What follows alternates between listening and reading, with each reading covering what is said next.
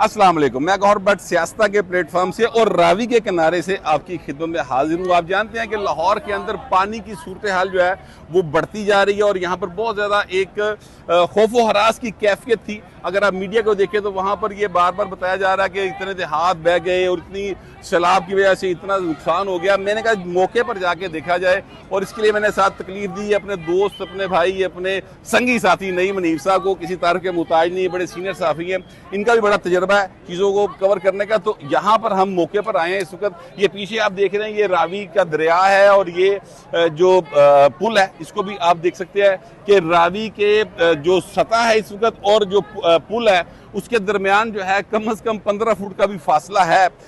लोग बड़ी बातें कर रहे हैं कि 88 में सैलाब आया था, इतना पानी नहीं था। मैं उस 88 के सैलाब को आते देखा है मैंने, और मैं इस जगह पर मौजूद था जब मैंने आते देखा है कि किस तरह से पानी आया था।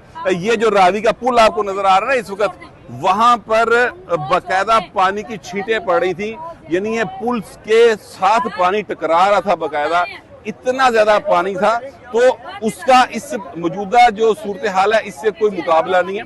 तब बहुत ज्यादा पानी था, अब जो है उसके हिसाब से आधा भी पानी नहीं। लेकिन अल्लाह ना करे कि उतना पानी आए, मगर अब नुकसान ज्यादा है। उसकी वजह क्या? उसकी वजह यह है कि नुकसान इसलिए ज्यादा है कि ये जो रावी का बेड है इसके साथ साथ अगर आप देखते जाएंगे तो रावी का बेड है और दरिया का जो बेड होता है वो जहां पे पुल होता है उससे बहुत ज्यादा चौड़ाई में होता है। वहां पर अब वादियां बन गई हैं। नईम साहब, मैं आपको चाहता हूं कि थोड़ा सा बताइए, इस वक्त जो इतलात आ रही हैं हमारे पास उसमें यह है कि कम से कम 23 हाउसिंग सोसाइटीज हैं जो इस वक्त यानी डूब गई हैं और वहां पर लोगों को परेशानी का सामना है। अब इसका हल क्या है?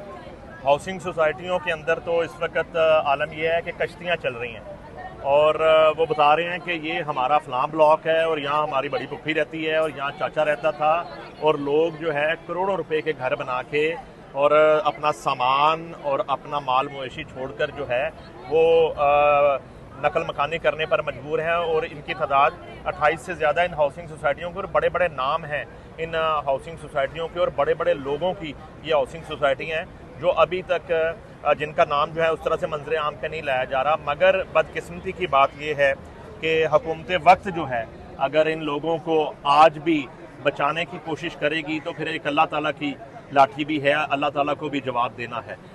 और जो 1988 का बार बार व्हाट्सअप हम तस्करा करते हैं, 1988 में इससे 2 गुना ज़्यादा सैलाब आया था और उस वक्त बचत इसलिए हो गई थी लाहौर शहर की, शादरा तो उस वक्त भी डूब गया था कि उस वक्त एक भी हाउसिंग सोसाइटी जो है वो दरिया के अंदर नहीं थी। ये बड़ी वजह ही ये है कि 2,20,000 क्यूसेक पानी नहीं जो है इस वक्त जो है पूरे लाहौर को और इससे जो दरिया के मुल्हिका जो आबादियां हैं और जो गांव हैं, जो देहात हैं, उनको एक आफत और अजाब में मुब्तला कर दिया है। ये आधा पानी है 1988 की निस्बत।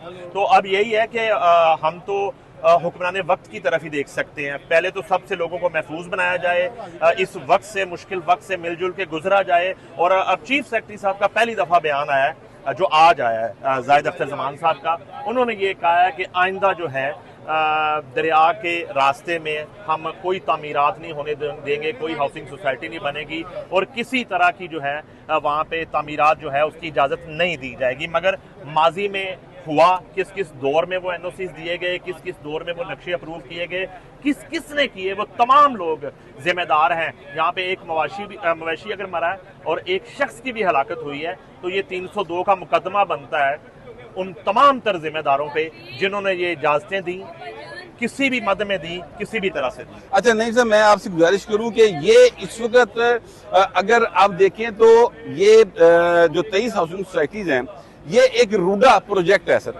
रूडा प्रोजेक्ट जो है इसकी ख्वाहिश, इसका जो आइडिया वो बहुत पुराना चलता आ रहा था। मैं अगर गलत नहीं हूं तो परवेज मुशर्रफ के दौर से ये रूडा प्रोजेक्ट जो है ये जो मलक रियाज साहब हैं उनकी ये शदीद ख्वाहिश थी, क्योंकि जमीन दरिया की है, उधर पैसे को नहीं सी देने और हुकूमत से सिर्फ एनओसी लेके हजारों एकड़ राजी जो है वो अपने नाम कर लेनी थी और वहां से अरबों खरबों रुपए कमाना था।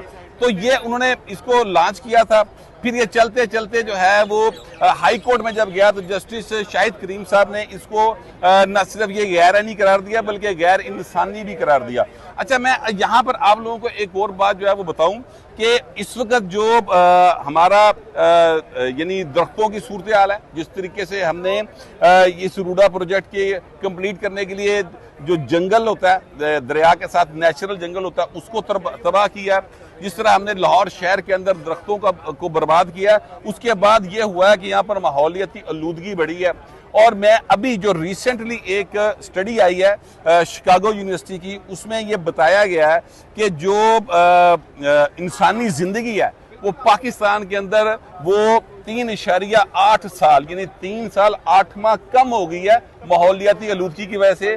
और लाहौर के अंदर ये माहौलियाती आलूदगी जो है वो उसकी वजह से 5 साल 8 महीने लाहौरियों की जिंदगी कम हो गई है, जो अब से 6 माह पहले 5 साल 3 माह थी। तो ये बहुत बड़ा फर्क आ गया है माहौलियाती आलूदगी की वजह से, और उसको रोकने के लिए जरूरी ये है कि आप यहाँ पर जंगल जो है उसको आबाद करें, यहाँ पर दरख्त हो। दरख्त आपको साफ फजा देते हैं, दरख्त जो है वो आपको ऑक्सीजन देते हैं, दरख्त यहाँ पर पानी का कटाव रोकते हैं, दरख्त जो है वो जिंदगी की अलामत है। लेकिन हमारा प्रॉब्लम यह है कि हम पत्थर बनाते जा रहे हैं, पत्थरों की इमारतें बना रहे हैं, और जो इंसानों के रहने की जगह वो कम होती जा रही है। बहरहाल ये एक सीरियस मैटर है, और अभी तो पहला मरहला तो नहीं सर ये है ना कि यहाँ से लोगों को इवैक्यूएट किया जाए। और इस हवाले से सच्ची बात है कि जो मरीम नवाज की हुकूमत है उसने बड़ी कोशिश की है और बड़ा वो अपना पूरा जोर लगा काम कर रही है, लेकिन लोगों के जो डिस्टर्ब होने की तादाद है वो इतनी ज्यादा है कि पूरी पंजाब की मशीनरी भी लग जाए तो भी लोगों की तादाद उससे बहुत ज्यादा है। तो हर एक को रिलीफ नहीं मिल रहा, लेकिन हुकूमत अपने हवाले से पूरी कोशिश कर रही है। जब आप मेरी बात से इतफाक करते हैं? नहीं, बिल्कुल भी नहीं करता। मैं आपकी बात से मैं बिल्कुल इतफाक नहीं करता। उसकी वजह है कि हुकूमत पंजाब की एक अनाउंसमेंट शायद आपकी नज़र से नहीं गुजरी है कि ये फैसला कर लिया है पंजाब हुकूमत ने कि सिर्फ जो कानूनी तामीरात वाले लोग हैं, जो जिनकी तामीरात कानूनी हैं, गैर कानूनी नहीं है, सिर्फ उनको कंपनसेट किया जाएगा, बाकियों को नहीं किया जाएगा। वो चाहे बेघर हो जाएं, चाहे उनके मवेशी जो हैं वो मर जाएं, चाहे उनका कुछ जानी नुकसान हो जाए। एक चीज बट सब, दूसरी बात यह है कि रूडा जो है वो सिंध तास मुआहदे की खिलाफ वर्जी है। सिंध तास मुआहदे में ये लिखा है कि दरिया के रास्ते में किसी भी तरह का कोई शहर, किसी भी तरह की कोई बस्ती, किसी भी तरह का कोई गांव बरसब आबाद नहीं किया जा सकता। आप ये चेक कर लीजिए, नंबर 1। नंबर 2 ये है कि अगर ये रूडा जो है इसको ना रोका गया और ये जो है हरदर्मी जारी रही रूडा की, तो मैं आज प्रेडिक्शन कर रहा हूं, आप तो बात कर रहे हैं शादरे की, आप बात कर रहे हैं सांदे की, बाबू साबू की, आप बात कर रहे हैं नारोवाल की, करतारपुर की बात कर रहे हैं, पूरा डीएच डूब जाएगा अगले सैलाब में अगर रूडा को ना रोका गया तो रूडा जो है ना सर वो सारे रोड ते लाएगा भाजी, गल कुल मिला के टोटल हैगी जे। लेकिन बाहर अब ये जो माहिरीन बैठे हुए हैं, बड़े बड़े दानिश्वर, बड़े बड़े लोग जो बैठ के ना ये बातें कर रहे हैं, एक चीज मैं और यहाँ पे कहना चाहता हूँ, वो चीज क्या है, मैं सच्ची बात है बिल्कुल समझता हूँ कि सबसे पहले हम पाकिस्तानी हैं, उसके बाद पंजाबी हैं, कश्मीरी हैं, सिंधी हैं, बलोची हैं, जो भी हैं, सबसे पहले हम पाकिस्तानी। लेकिन मैं व्हाट्सएप ग्रुप्स में देख रहा हूँ और बहुत सारे सोशल मीडिया के ऊपर देख रहा हूँ कि जो उठता है वो कहता है कि जनाब पंजाब के दानिश्वरों को पता नहीं है, और कोई ना कोई फजूल बात पंजाब के लोगों से मुंसलिक कर देते हैं, मनसूब कर देते हैं। और भाई आप मेहरबानी करें, पंजाब भी उतना ही पाकिस्तान है जितना सिंध है, जितना बलूचिस्तान है, जितना KPK है, जितना बल्तिस्तान है, जितना कश्मीर है।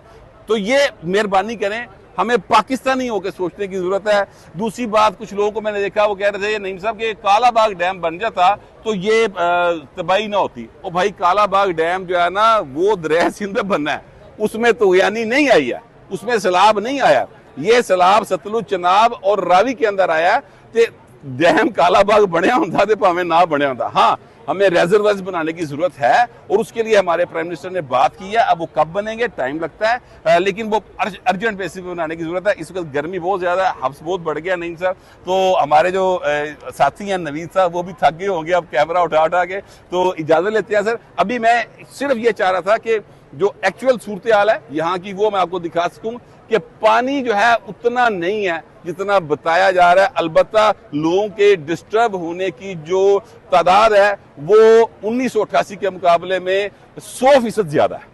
तब लोग डिस्टर्ब हुए थे को मुश्किल से मिला के आप समझ ले 1000-2000 खानदान हो जाएगा। अब इनकी तादाद लाखों में है और उसकी वजह यह है कि लोगों ने दरिया के बेड पे घर बनाए हैं। जिन्होंने बनाने दिए हैं वो भी मुजरम है, जिन्होंने कॉलोनियां बनाई वो भी मुजरम है, और जो इनके खिलाफ कार्रवाई नहीं करेंगे वो भी मुजरम होंगे। मेरे पास जो इतलात थी, जो मेरा ख्याल था, मैंने आपसे शेयर कर लिया। आप दोस्तों दरखास्त है कमेंट जरूर कीजिएगा, मगर जरा तहजीब के साथ। मिलते हैं अगले व्लॉग में।